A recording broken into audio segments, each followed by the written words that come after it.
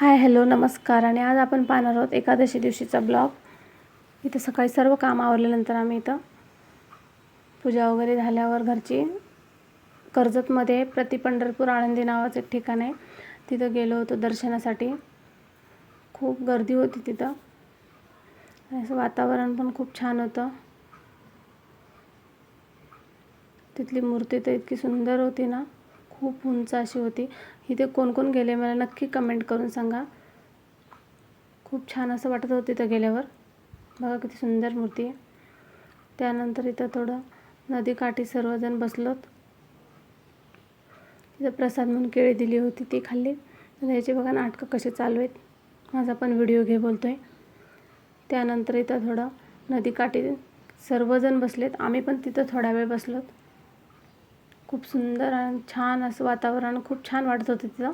त्याच्यानंतर घरी यायला निघालो. पावसाचं वातावरण झालं तर घरी आल्यावर अगोदर चहा घेतला. त्याच्यानंतर फराळाची तयारी, बटाटा, रताळी आणखी पनीर टाकून टिक्की बनवली. त्यासाठी इथं गोड दही आणि हिरवी चटणी बनवली.